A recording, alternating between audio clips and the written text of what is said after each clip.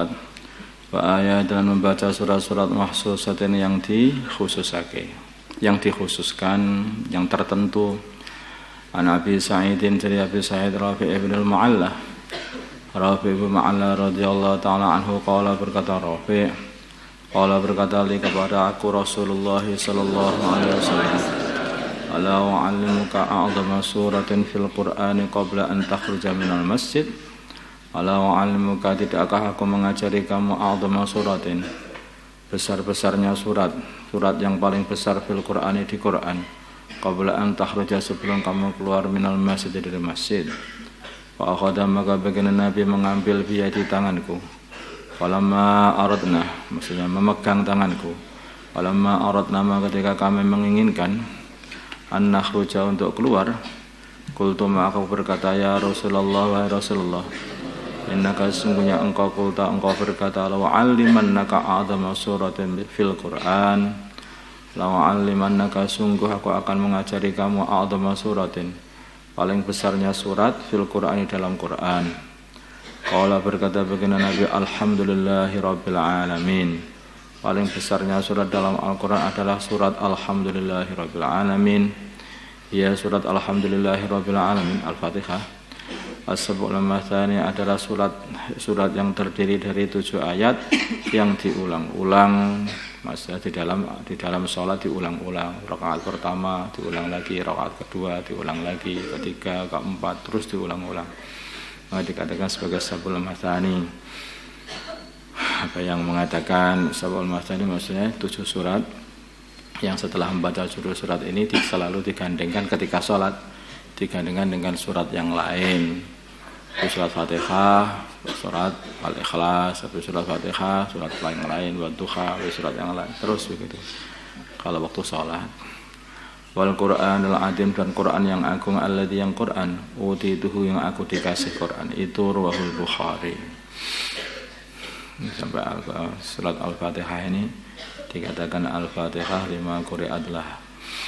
Surat Fatihah ini mengikuti niatnya orang yang membaca, dibaca untuk qada'ul hajat, apa saja itu sudah menyelesaikan masalah semua. Makanya ada satu sahabat yang mereka ini lagi kelaparan, masuk satu kampung minta makan, ya dikasih makan sama orang, satu rombongan anak sahabat ini. Maka pemimpin kampung itu sakit. Nah, akhirnya orang-orang kampung datang, adakah di antara kalian yang bisa nyuwuk, katanya. Nyuwuk, tahu nyuwuk? Nyuwuk, nyuwuk. Apa maksudnya? Meruqyah, ya, meruqyah sekarang bahasanya ruqyah. Maka seorang sahabat mengatakan, saya bisa, gitu. Memberanikan diri, lapar. Maka langsung dibacakan surat Al-Fatihah, bus langsung sembuh gitu aja.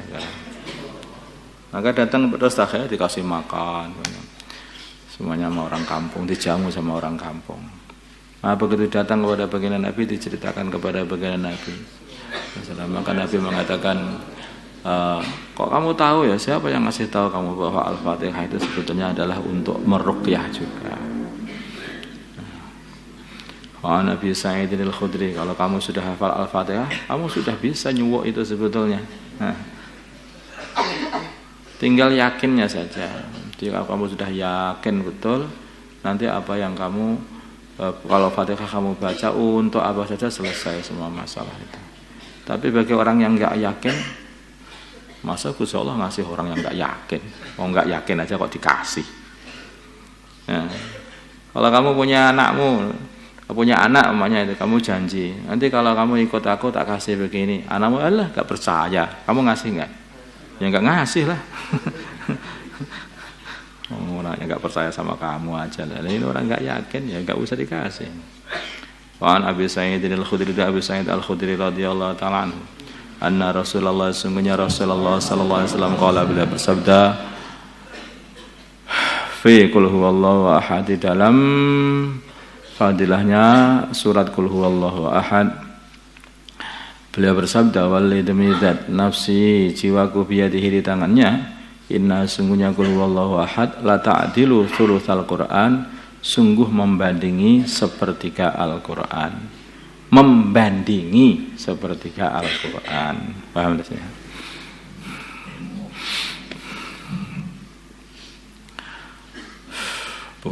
Banyak orang-orang itu, orang-orang mu'alaf ini hanya gara-gara membaca Qul huwallahu ahad langsung masuk Islam.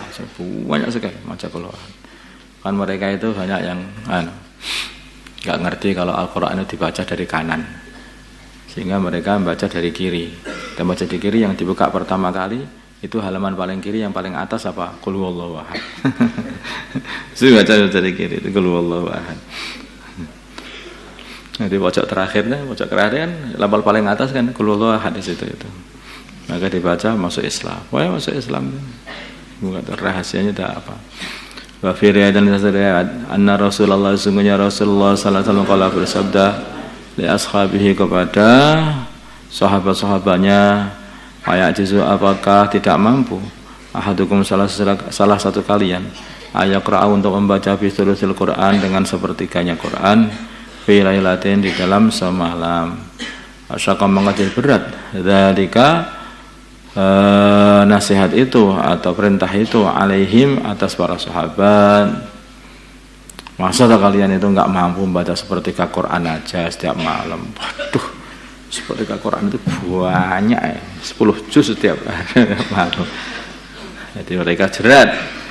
Wa qalu dan mereka berkata, ayuna, siapa di antara kami yutiku yang mampu dzalika membaca setiap malam sepertiga Quran ya Rasulullah sallallahu alaihi wasallam. Faqala maka baginda Nabi bersabda, Qul huwallahu ahad Allahus samad sulusul Quran. Surat Qul huwallahu ahad Allahus samad sulusul Quran adalah sepertiganya Al-Quran wahul Bukhari. Artinya itu ya, Nabi itu memberi nasihat kepada sahabat-sahabatnya jangan meninggalkan membaca surat Qul huwallahu ahad, minimalnya sekali lah itu di dalam satu malam itu. Kalau kamu itu salat sunnahmu sudah pakai Qul huwallahu ahad, ya kamu sudah baca. Wa anhu dan dari Abu Sa'id Al-Khudri, anna rajulan sungguh seorang laki-laki sami'a, dia mendengar rajulan seorang laki-laki lain yaqra'u yang membaca Qul huwallahu ahad, surat Qul huwallahu ahad. Yuradituha, dia mengulang-ulang surat Qul huwallahu ahad. Falamma asbaha, ketika sudah pagi-pagian, jaa maka laki-laki itu datang ila Rasulullah kepada Rasulullah sallallahu alaihi wasallam. Padahal maka laki-laki itu menceritakan dari kejadian itu, yaitu temannya membaca kalau sholat itu membaca Qul huwallahu ahad saja. Menceritakan lahu kepada baginda Nabi.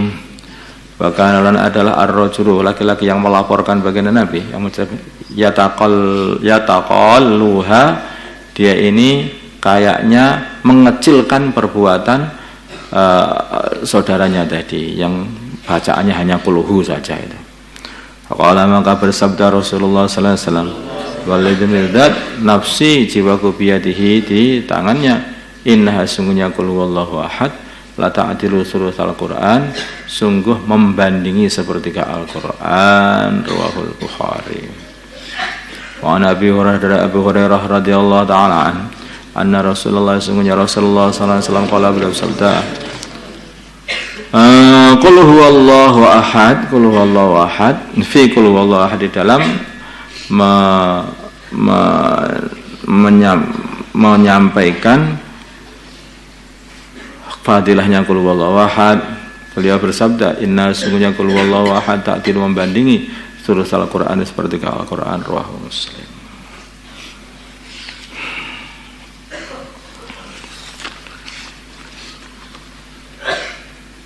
Diperbanyak baca Qul huwallahu ahad ya.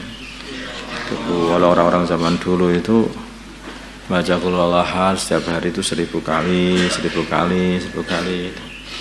Saking banyaknya fadilahnya Qul huwallahu ahad. Kalau kamu membaca 3 kali saja lah itu. Kalau sekalinya itu sepertiga Al-Quran. Kalau 3 kali membandingi satu Al-Quran khataman. Daripada nggak khatam terus, nggak pernah khatam. 10 tahun sekali khatamnya malah. Allahumma shalli ala sayyidina Muhammad wa ala sayyidina Muhammad, sallallahu ala sayyidina Ibrahim wa ala sayyidina Ibrahim wa ala sayyidina Muhammad. اللهم ارحم سيدنا محمد اللهم اغفر لأمة سيدنا محمد وسلم سيدنا آلف بين قلوب أمة سيدنا محمد اللهم انصر أمة سيدنا محمد صلى الله على سيدنا محمد النبي الأمي وعلى آله وصحبه وسلم والحمد لله رب العالمين.